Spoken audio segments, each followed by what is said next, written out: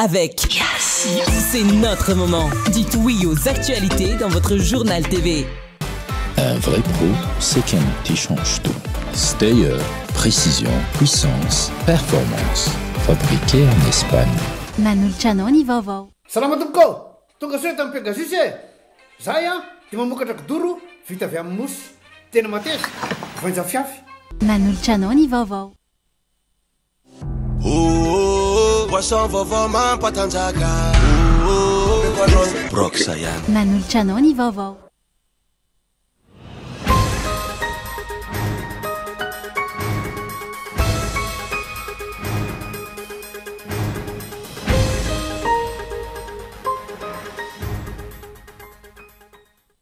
Ireo zay tena tompon'antoka tamin'ny rarabo inona 777 miisa 5 no tokony ho saziana fa tsy ny vahoaka malagasy manontolo ny teo anivony antoko malagasy miara-miainga. Niditra amponja Omalialy ny fenoasina sy ny reniny rehefa niakatra fampanoavana tamin'ny raraha Ambomalaza. Fampidirana amponja izay famonoana afo manoloana ny raraha mafana eto amin'ny firenena hoy ny solombavam-bahoaka. Iakatra fitsarana ny 12 Aogositra ho avy izao Eliara Bevahiny, foloan'ny otrik'afo sy ireo olona miisa 5 vokatry ny fanoherana ny tetikasa Bazy Toliara.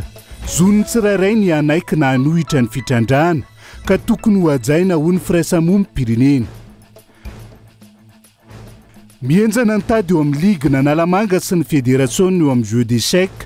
Ligue Analamanga laza fa mandidy ny Fédération nanafoana ny fanapahan-kevitra tao amin'ny CODIS sy hanova ny statut note navoaka ny ministera saingy ny mifanohitra amin'izay no voizina amin'izao fotoana izao. Any ivelany olona 12 farafahakeliny no namony Inde ary 10 no naratra vokatry ny fihetsiketsehana nataon'ny mponina tamina tanàna maro tany Angola izay manohitra ny fiakaran'ny vidin'entana sy ny fiakaran'ny vidin-tsolika tao aorian'ny fanapahan-kevitry ny governemanta ny antsiprian'izay.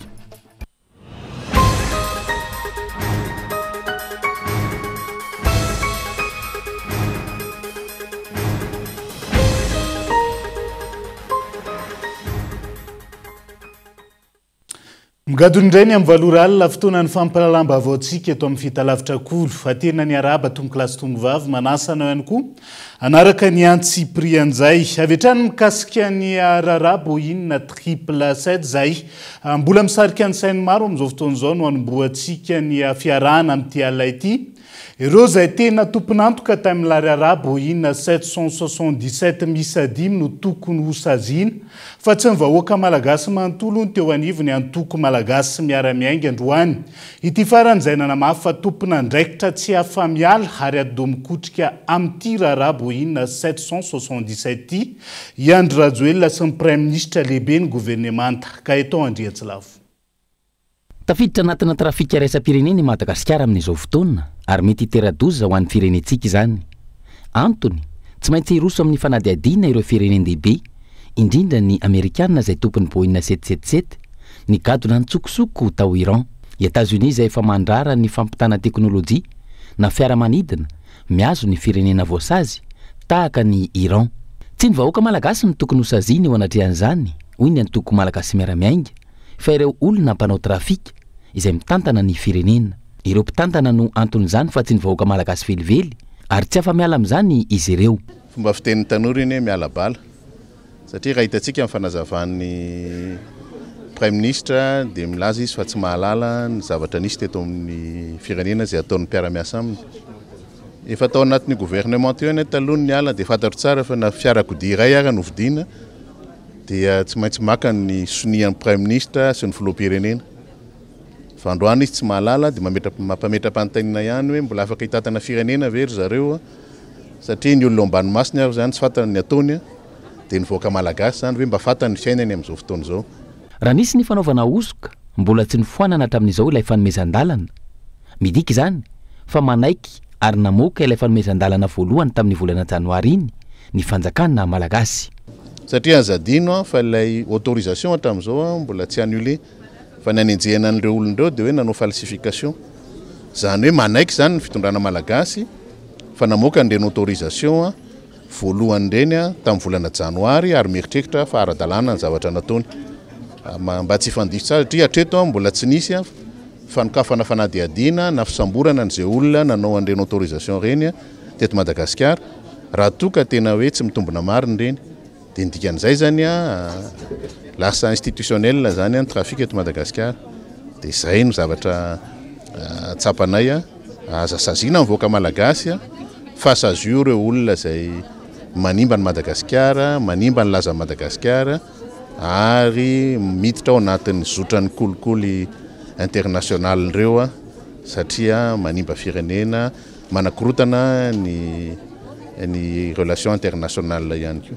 Angatahana araka izany hoy ny antoko malagasy miara-miainga ny anasaziana ireo izay tena tompon'antoka sy mpanome baiko tamin'ireny raharaha-bohinina ireny fa tsy ny vahoaka malagasy. No mafisina ihany koa fa tsy afa miala amin'izany ny mpitondra fanjakana izay tsy voavoalohany no niteraka trangakoavana manimba ny firenena iray manontolo tahaka izao raha tsy ilaza afa tsy ilay raharaha romivosy. Samy nanamafy ireo filohana antoko sendra ny mpanao gazety androany fa tsy afa-miala amin'ny raharaha bohinina 777 misy dimy ny mpitondra fanjakana malagasy amin'izao fotoan'izao. Nanamafy ny antso nataon'ny malagasy miara-miainga ihany koa izy ireo ny amin'ny tokony anasaziana izay tena tompon'antoka afa-tsy ny vahoaka malagasy manontolo sy ny firenena ankehitriny ka eto Andriatsilavo.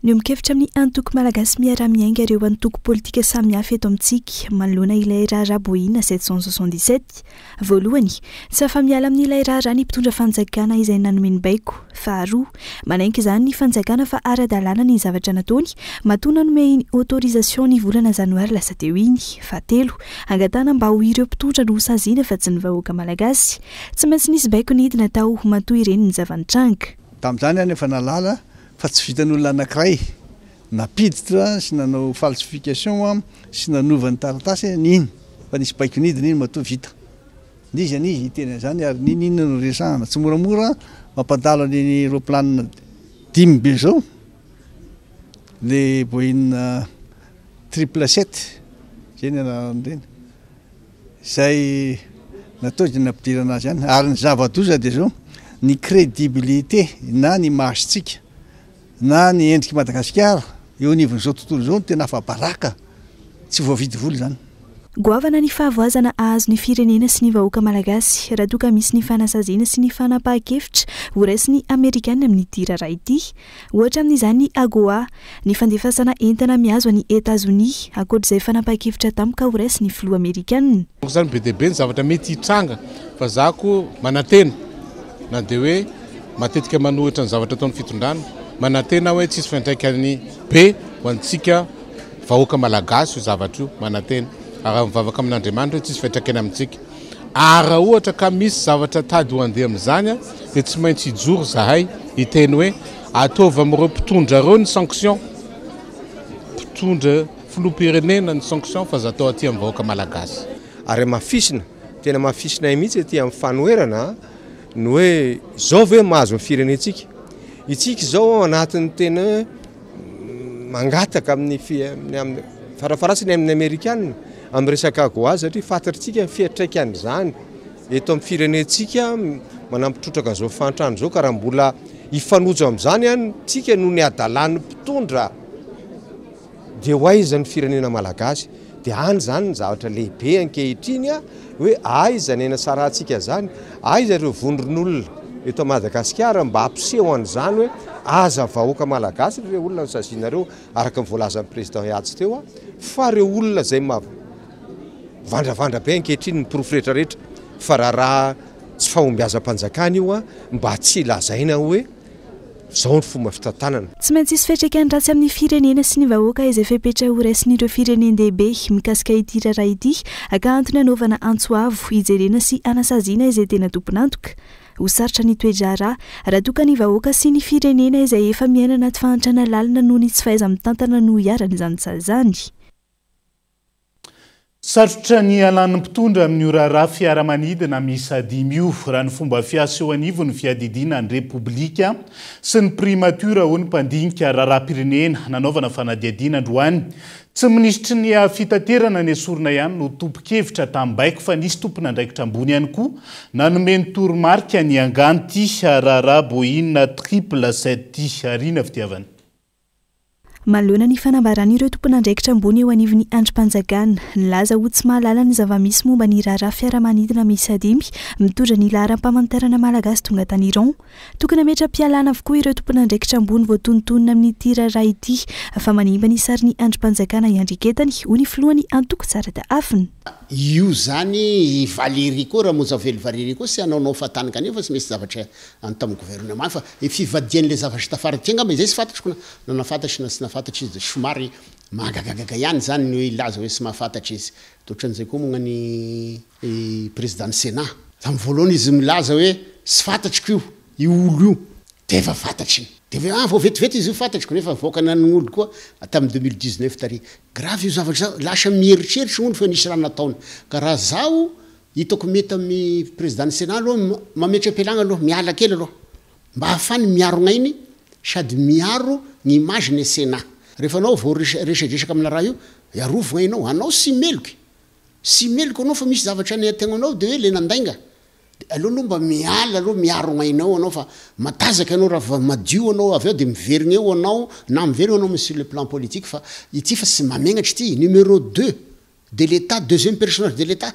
e mandainga ohatran'regny mamenatra regny ka iregny sy sara tafina misy regny sy modèle ondro ohatran'regny za ndray Valérie igny somary sarisary taotra ihany igny fantatriko igny fa sarisary taotra hoe ka io ve oa de Valérie Ramozavely de anao an'io izy reriky sy sisy baiko sisy raha fa io moko matetiky ohatran'io raha vao misy anao za miteny fa anao mbola alefanao in'izao anao mbola ataonao in'izao anao magnaraka fa mangina aloha anao nanamafy Serge Zafimahova fa tompon'andraikitra ambony misy adimy no tena mitantana sy mandidy eo anivon'ny fiadidinan'ny Repoblika sy ny primature tsy misy fanomezana toromarika antsoratra rehefa mampiatso ireo mpikambana ao amin'ny gouvernement izy ireo fa na ampanatsoana mivantana na amin'ny alalan'ny antso an-telefônina sarotra araka izany ny ialany andrajoena sy tsay Kristy amin'ny ity raharaha-boahina misy adimy ity raha ny fomba fiasa eo anivon'ireo androm-panjakana roa ireo nojerena ninona fanadiova-tenany ny présidence aloha de olona telo ny tena ataontsika hoe mitondra azy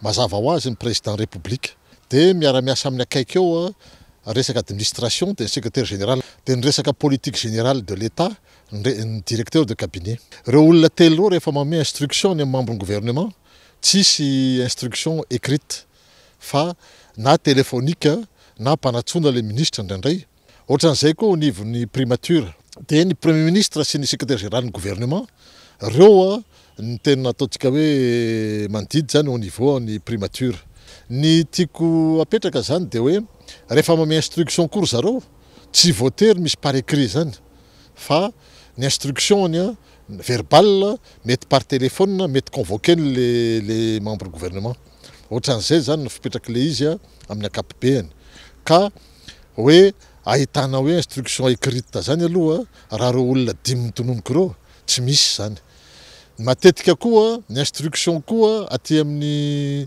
autorité de tutelle ohatra zany ministre raha raisitsika fotsy zao le transport za mino fa tsisy instruction écrite zany nameny ny ministre ny transport fa instruction verbale nameny ny directeur général ny ACM zay le izy ka le izy zany ataoko fa tsy miova amin'izay fomba fiasa zay fomba fiasa androany ary zay foana amin'ny fomba fiasa teto teo anivon'ny androm-panjakana samihafa tsy azo inona hoe tsy mahafantatra ity raharaha ity ny mpitondra fa matombotranga ny afera mamofopofona trafika goavana tahaka izao misy firaisana tsy komakomavle tao raha ataontsika hoe nafantatra zareo zany izy nameny instruction de efa mazava be zay fa hoe izy zany nameny instruction fa raha izy milaza fa tsy nafantatra de tena mipetraka ny fanontaniana hoe ahoana tsara zany ny fitantanana ny firenetsika tsy nafantatra ve ny fanjakana malagasy hoe ny volamena lasa plomb tsy nafantatra ve ny fanjakana malagasy hoe 9 milliards d'ariary zay nisy réaménagement de crédit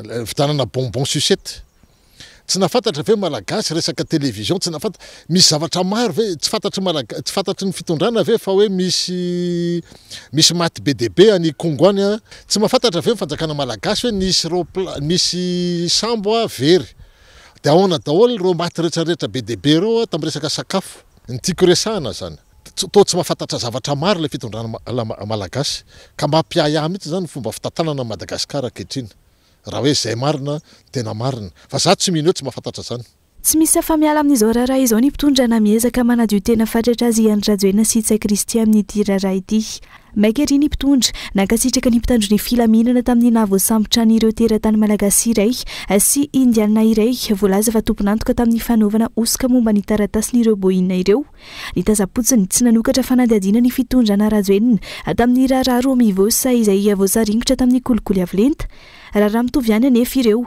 aka tokony hitovy ny fandraisana fepetra motifanina tsy malala ny zava-mitranga ny mpitondra rehetra mitsikafina ny afera maloto mahavoasaringotra ny fitondrana aka ezahana saromana amin'ny fanalana minisitra ny firaisana tsykombakomba ao anatin'izay tsy izany eo amin'ny fanesorana minisitra ity raharaha manala baraka ny firenena malagasy ity ka tomponantoka amin'izay mety iseho ny mpitondra avelantsika eo vetivety ny makasika ny raharaha boina 777 fa iverina vetivety amin'ny tranga ny raharaha Ambomalaza sika niditra ponja omaly aly le fenoasina sy ny reniny rehefa niakatra fampanoavana tamin'ny raharaha Ambomalaza mbola mitony fanadihadiana momba ny raharaha ho ny teo anivo ny fampanoavana ary atolotra ny fitsarana ny raharaha ho arian'izay ary atao ampabe maso ny mikasika izay fampidirana amponja izay ambolona miendrika fandrebirebena sy famonoana afo ho kosa ankilan'izay ny solom-bavamboaka nanaova mpanao gazety fanadihadiana tamin'ity androan'ity andao arahantsika ny antsiprian'izay samina hiditra amponja vonjimaiky omaly alina avokoa ifenoasina ilay tompompety tamin'ny raharaha Ambomalaza sy ny reniny mandra-piandry ny fitsarana taoriny fakana ambavany azy ireo izy roa mianaka ireto izay isan'ny voarorohy tamin'ny raharaha nahafatesana olona mahiriny 30 teny Ambomalaza iny rehefa nijery ny vesatra sy ny andraikitra mety nananan'ireo olona ireo tao anatin'ity raharaha ity ny mpitsara mpanao famitorana dia namoaka ny fanapahan-kevitra apiditra ponja vonjimaika ilay reniny tompopety mikasika ilay tompopety kosa dia napetraka eo ambany fanaraha-maso ny fitsarana ny mpitsara mpanao famitorana moa dia malalaka amin'ny fanapahan-kevitra izay avoakany marina aloha fa tsy voatery hitovy hevitra ny mpitsara mpanao famitorana sy izahay aty amin'ny fampanoavana ka noho izany indrindra no natonga ety amin'ny fampanoavana nanao ny opposition na ny fanohanana nalefanay teo anatrihan'ny chambre de détention izany fanohanana izany ka rehefa ny tsara ireo mpitsara eo anatrihan'ny chambre de détention dia namoaka ny didy na fanapahan-kevitra apiditra aponja vonjimaika an'ilay tompopety mandra-pahatonga ny fitaom-pitsarana azy noho izany zany dia nampidirina ponja vonjimaika mandra-pahatonga ny fitaom-pitsarana azy ireo ny tompopety sy ilay reniny mbola azo lazaina karazana famonoana afo amin'ireo raharaha mahafampana ihany iny fampidirana amponja azy mianaka iny hoy ny mpanara-baovao fa tsy mahafafa fa ny alahelon'olona ary tsy ampangina vava ametraka an'ireo fanontaniana tsy mbola voavaly sy manjavozavo amin'ity raharaha ity hoy ny solom-bavambahoaka efa tena hoe mamay be efa tena hoe afo tena mamay be le izy zay vao nalefa le tena olona zay iny takiny ny fiarahamonina tena lasa fiarahamonina ny resaka hoe tono mitaky an'le hoe andefasana n'le tompony anniversaire sy ny manodidina anazy zay vao hoe nalefa ty amin'ny fitsarana rehefa te hamono afo dia iny zavatra iny mihitsy no hoe tena ahafahana mamono an'le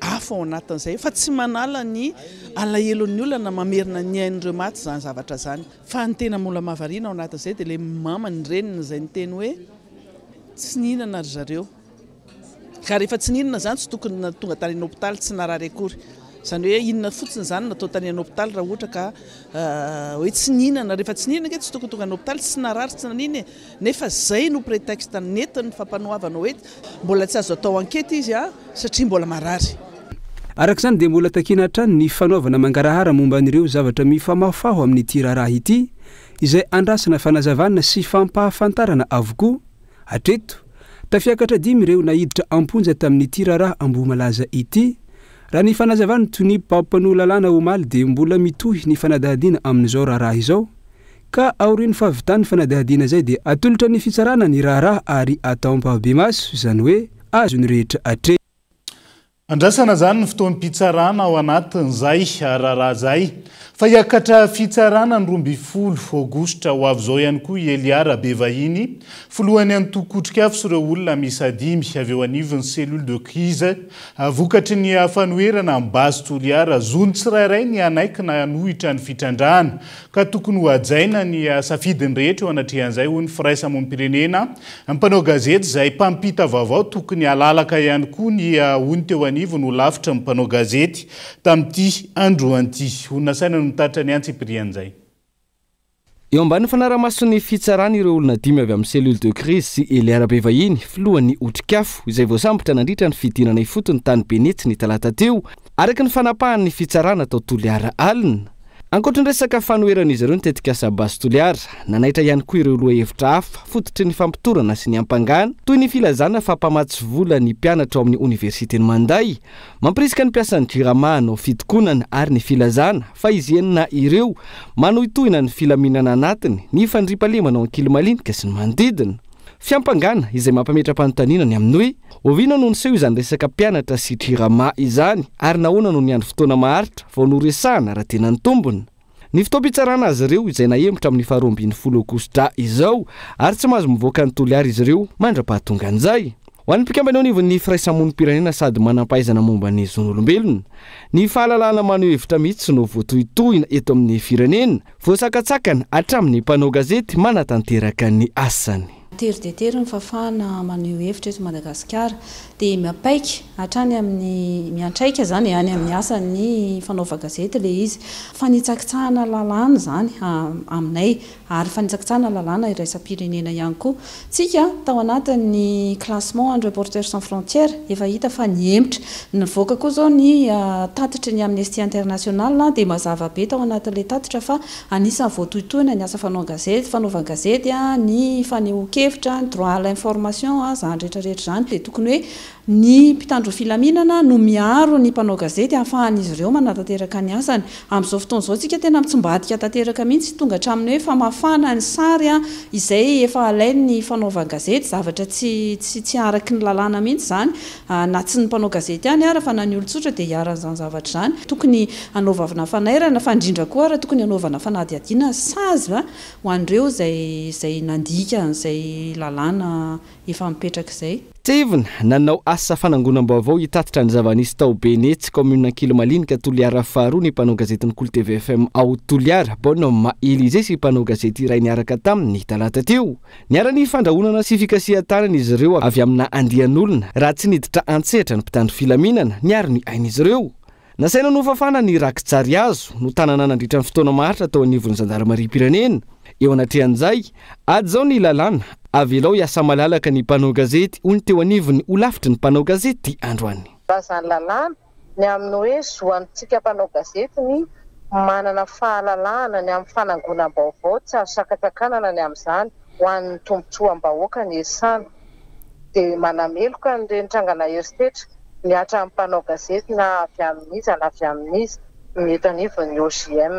Ny asa fanaovan-gazety na avy amina orinasa-gazety iny na iasana na avy amin'ny orinasa-gazety iny dia iray ihany ilay manangona vaovao dia ilay mikirakira ny vaovao dia ilay mamoaka ny vaovao ho amin'ny fampisitrahana ny zoan'ny olom-pirenena hoe azo vaovao marina. Izay ny asa mpanao gazety ka eto mihitsy ny anetanana ny olom-pirenena na ny tompona orinasa-gazety na isika rehetra moa zany tena hoe manao ny asa no mpanao gazety matoa manangona ny vaovao fa tsy hoe miaro an'iza na miaro an'iza ho an'ny tombotsoam-bahoaka ny esan'ny mpanao gazety. Tsy tokony izy zany le fitanilana hoe ty avy amin'ny pomba ty avy amin'ny mpanohitra tsy izay le izy fa rehefa mpanao gazety dia mitovy daholo. Mba misarika ny sain'ireo rehetra voakasiky ny asa fanaovan-gazety zany hoe mba hajao le lalàna momba ny asa fanaovan-gazety sy ny fahalalahany ny asa fanaovan-gazety izay antoko ny demokrasia. Anatin'ny fijerena paikady iarahana amin'ireo mpanao gazety voakasika ho fampiarana ilay fomba fiasa mamafa na manadiady manamarina ary fandraisana andraikitra amin'izao ny OGM ho ny filohany ho lafitry ny mpanao gazety teo anatrehany ty raharaha ity. Izay ihany koa no antsika misendo vetivety eo anaty tokafoy mbola maro ny fanadihadiana sy vaovao misongadana mbola hoentina aminao rehefa avy eo aza misaraka aminay ary.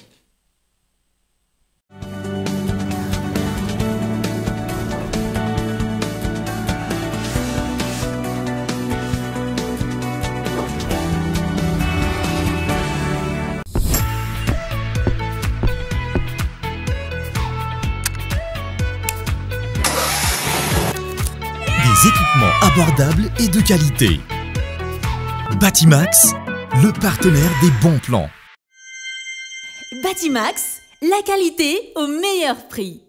Miresaka phone isanandro isan'olo araroty ireo tolotra mora misy izay ilainao rehetra sady efa misy antso SMS no misy mega tsindrio aingana ary ny dièse 322 dièse manomboka amin'ny 500 ariary monja.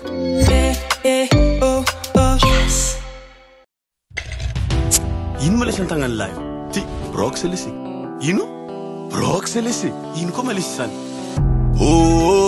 boisson vaovao mampatanjaka misy energy drink de misy cola mety amindry sady mety amilay ino agnarany brox mahazonda mahazonda zay mila boisson mahazonda mahazonda zay mila boisson mahazonda mahazonda zay mila boisson mahazonda mahazonda amepanon brox ayany.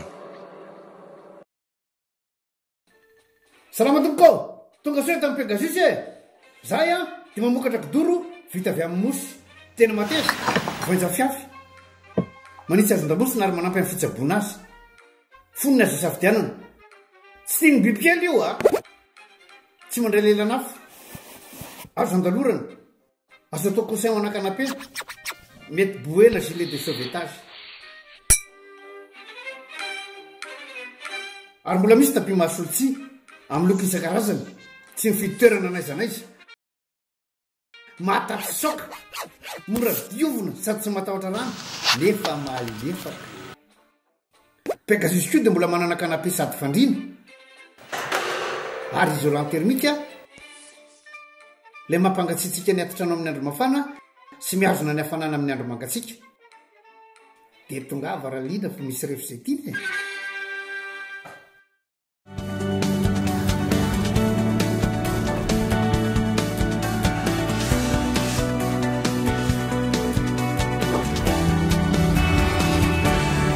Anohizana ny tapany faharoa amin'ny fampalalam-baovao amin'ity ala ity mbola ambany ny tamin'ny fidirany vehivavy malagasy eo amin'ny tontolon'ny politika amin'izao fotoana izao. Antony karakarainy eo anivony ezahy eto Madagasikara ny fandaharana asa nomezana sehatra ny tanora vehivavy eo amin'ny sehatra politika. Tanora 13 avy amin'ny faritra miisa 17 no voasivana sy nafen'ny fepetra ka isany antoko manana solotena amin'izany malagasy miara-miainga. Izy ireo izay nampahafantarina nandritra ny andro iraisam-pirenena ho an'ny vehivavy afrikanina tamin'ity androan'ity. Mbola ambany ny tahan'ny fandraisana anjara ny vehivavy eo amin'ny sehatra politika eto amintsika. Sokajiana ho tsy manana fahaiza-manao ny vehivavy ka tsy omena sehatra fa ihany koa mievitendra ho malemy manaiky atao fitaovana tsy sahamijory sy mandray andraikitra ny vehivavy malagasy sasany. Santionany ahitana an'izany ny eo anivon'ireo androm-panjakana lehibe eto amin'ny firenena. Pays nous rappelle bien sûr Madagascar. Raha eto Madagasikara sy ampy ny fahavitian'ny vehivavy amin'ny raharam-pifidianana tamin'ny fifidianana ny filomavamboaka farany teo 470 isan-jato faingo 120 isan-jato ny vehivavy laniny filomavambahoaka ankehitriny 920 faingo aotra 9 isan-jato ny olona eo anivon'ny antenimirandoolona no vehivavy ary tsy misy afa-tsy 2 isan-jato monja no vehivavy tanora latsaky ny 70 taona eo anivon'ny antenimiram-pirenena. Qui n'occupe qu'à peine 1,2% des sièges au Parlement. Antony no karakarany ezana ny institution électorale pour une démocratie durable en Afrique ny fandaharan'asa ny tanora vehivavy eo amin'ny politika. Fandaharan'asa izay natokana ho an'ireo tanora vehivavy efa anatin'ny sehatra politika sy antoko politika.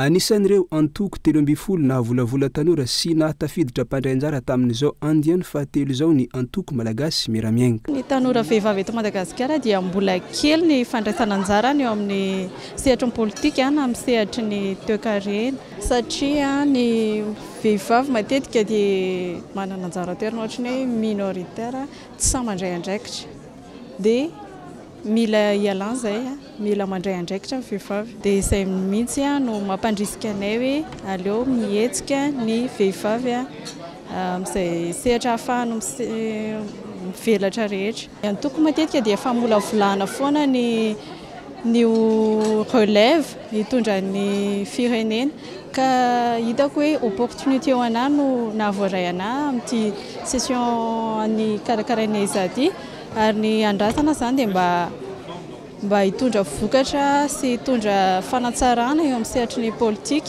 tsy ny politika ihany fa eo amin'ny sehatry ny toe-karena, ny fampandrosoana ny vehivavy, indrindra ny tanora vehivavy. Tonga nanotrona azy ireo teny an-toerana ny filoha nasionaly ny Antoko Hajo Andreneny Arvelo.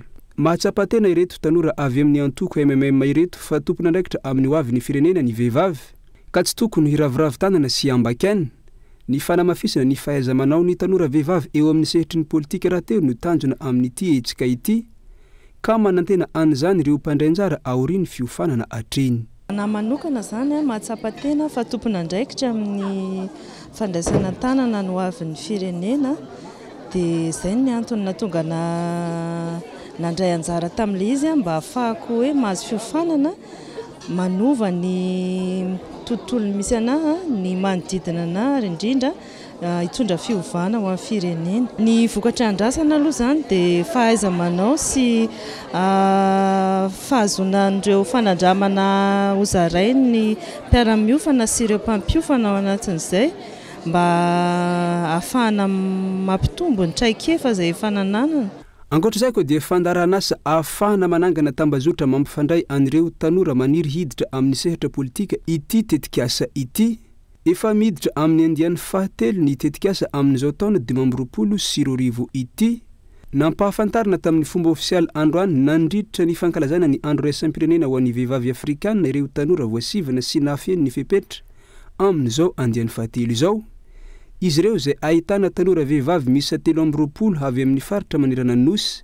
Anisan'ireo voafantana tamin'izany i Thomas Sonnette Esperant, mpanao gazety ny Cultive FM any Toliara izay solotena ny faritra Atsimo andrefana. Iadina mikolokolo sy fanomezana fahalalana ho an'ny asa fanaovan-gazety amin'izao fotoan'izao. Nisy ny horonan-tsary fanadihadiana izay novokary malina, horonan-tsary izay maneho endrika kolokolo maro eto Madagasikara. Tsy ho vita ny ady amin'ny kolokolo raha tsy malalaka ny asa fanaovan-gazety hoy izy ireo. Nandritra ny famoahan'ilay horonan-tsary tamin'ny fomba ofisialy tamin'ity androan'ity Hentsora Soary Malala.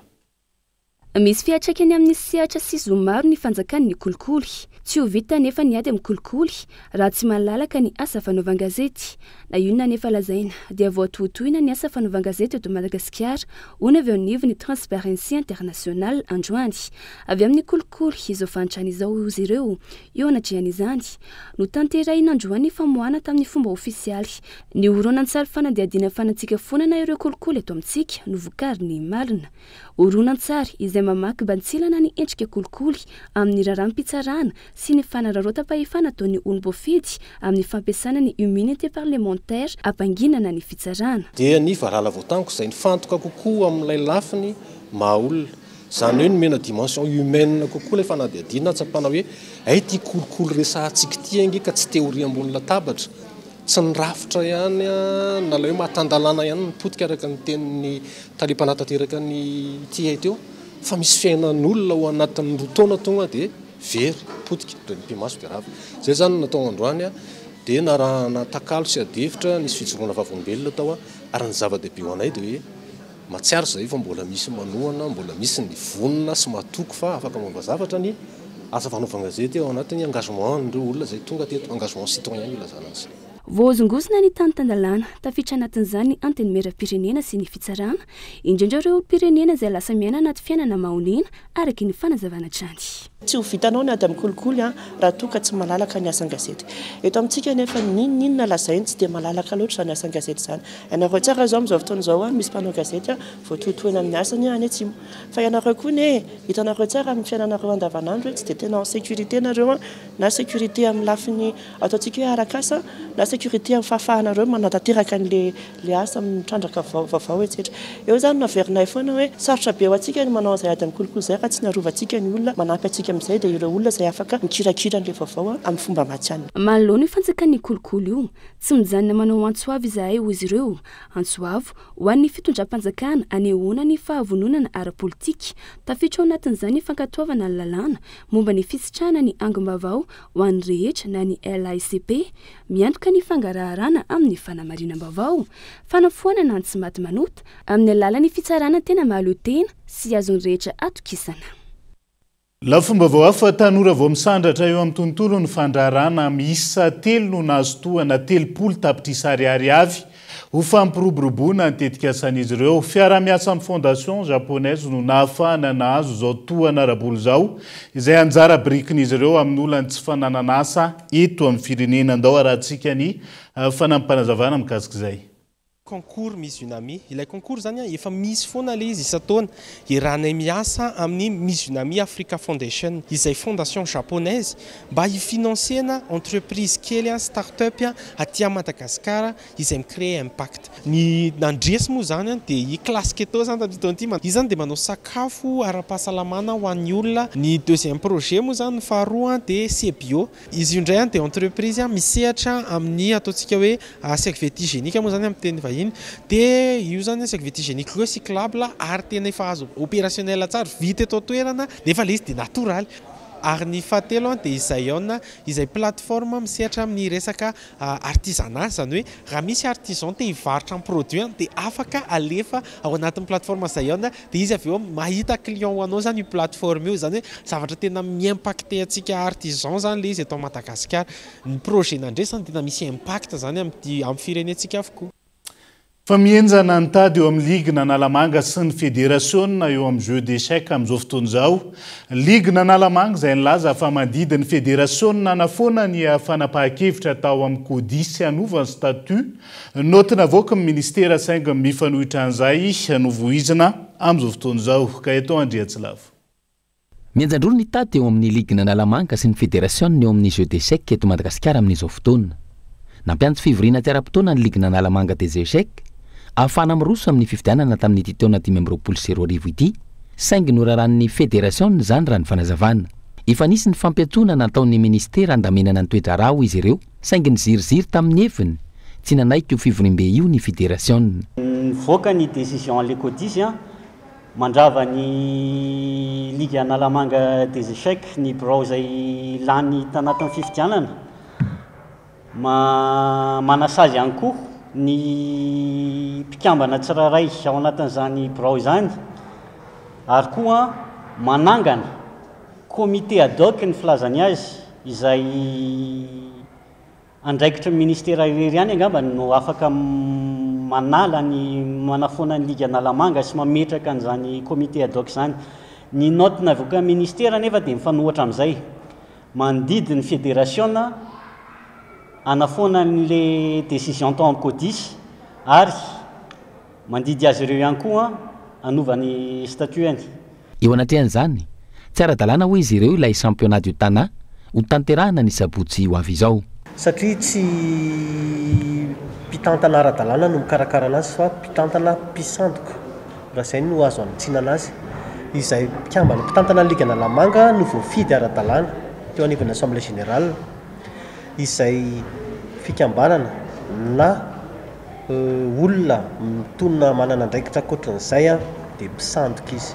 Noho izany io championnat amin'ny sabotsy io, championnat de tana amin'ny sabotsy io dia tsy mahazo totosaina eto amin'ny nivon'ny faritra Analamanga to. Mienjandroa araka izany nitady eo amin'ny ligue n'Analamanga sy ny fédération ny échec eto amintsika. Ny échec izay isan'ny manandratra avo an'i Madagasikara no isika efa manana tompon-daka maro eo amin'ny fifaninanana iraisam-pirenena ary mampiaiky ireo vahiny amin'ny fahaizana. Mbola tsy nahazona fanazavana mikasika ity tranga ity ny eo anivon'ny fédération. Andrasana araka izany ny mety ho toyiny. Fatao an'ny Morondava amin'ny herinandro ho avy izao ihany koa ny fifaninanana nasionaly ny handisport na ny hetsika ara-panatanjahantena natokana ho an'olona manana fahasembanana. Fotoana izay andrasana ny fandraisana anjara ireo atleta avy amin'ny faritra manerana ny nosy ho ny mpikarakara andao arahantsika ny fanazavana mikasika izay. Ao anatin'ny herinandro ho avy izao no anatanterana ny fifaninanana nasionaly handisport eto Morondava faritra Menabe. Hetsika ara-panatanjahantena manana ny lanjany manokana mifantoka amin'ny fanomezana setsa ireo olona mana fahasembanana. Andrasana anatsika sy anjay anjara amin'ity hetsika ity ireo atleta mana-talenta avy amin'ny faritra samihafa eto Madagasikara. Ahafana maneho ny fahaiza-manao ireo olona manana olana manokana ara-batana, ara-tsaina na ara-pitondrahantena. Taterana eto Morondava andrenivohitsy ny Menabe ny championnat national ny handisport na ny sport paralympique eto Madagasikara. Manomboka ny fahafolo ny volana Aogositra ka hatramin'ny 20 ny volana Aogositra ho avy izao ny famaranana an'izany championnat national zany. Toy ny fatao isan-taona dia misy ligue paritra izay mandray ny championnat national eto Madagasikara ho an'ny fanatanjahantena ho an'olona manana fahasembanana. Amin'ity taona ity zany taona 2024 dia Taterana eto Morondava ny championnat national izay faninanan'ireo olona manana fahasembanana anao fanatanjahantena eto Madagasikara. Ligue 12 eran'ny Madagasikara no andray anjara amin'izany fifaninanana nasionaly izany. Antony iray hafa ihany koa ho ento mandrafitra ny Morondava ho sietsa malalaka ho an'ny fanatanjahantena sy fizahantany. Miresaka hetsika samy hafa izay hatranisika fa hiverina vetivety eto andrenivohitra. Efa vita avokoa ny fanomanana amin'ny fampisehoana tena kanto ny mpanakanto popy ataony Alahady 3 Aogositra ho avy izao. Vonona indray mipijery ny mpanakanto hanana vahiny ampiara-peo aminy ihany koa ipopy isan'izany Denise isokatra amin'ray ora ny vavahady amin'ny Palais des Sports Etsimahamasina ho ny fanazavana anseho izay tohanany Ho Vive Madagasikara sy mpiara-miombonantoka maro. Andao arahantsika ny fanampanazavana. Zay efa vonona. Efa tena vonina tsara mihitsy andray anareo rehetrarehetra tonga ao dia manasa antsika rehetrarehetra aza misalasala fa afinaritra be io fotoana io. Zay aloha dia efa finaritra sahady tao amin'ny répétition dia antenaina hoe ho tafitany aminareo zay zavatra niainanay izay. Misy cadeau atolotra ao anareo rehetrarehetra mpankafy zay efa nieritrrehetra hoe ho avy amin'ny Alahady dia i Denise zany. Dia misaotra antsika rehetrarehetra dia misaotra Denise ihany koa dia amin'ny Alahady ny fotoana. Ho fampiroboroboana ny lafin'ny toe-karena any amin'ny faritra avaratra sy ny fanandratan'ireo mpanakanto avy eto an-toerana miditra amin'ny andiany fa 7 ny festival Tsakaraka atao any amin'ny distrika amin'ny Vohemara ny 4 hatramin'ny 7 Aogositra ho avy izao. Asongadana mandritra amin'ny festival ny fifaninanana ara-panatanjahantena samihafa amin'ny filatrona sy ny maro hafa. Maro ny ampiavaka ny hetsika izay karakarainy ny zanakiarana tonga saina izay tohanany Asa Madagasikara. Andao arahantsika ihany koa ny fanampanazavana mikasika izay. Mieritreritra zay fa misy trakefa izay azo zany atao anatin'izay ary mieritreritra foana zay hanana tanjona ambony kokoa anatsara kokoa zany an'io festival io. Misy ny cyclisme, ny combat de coq, misy ny morenga ary misy mystère izay mbola tsy nisy hatramin'izay tamin'ny hetsika io.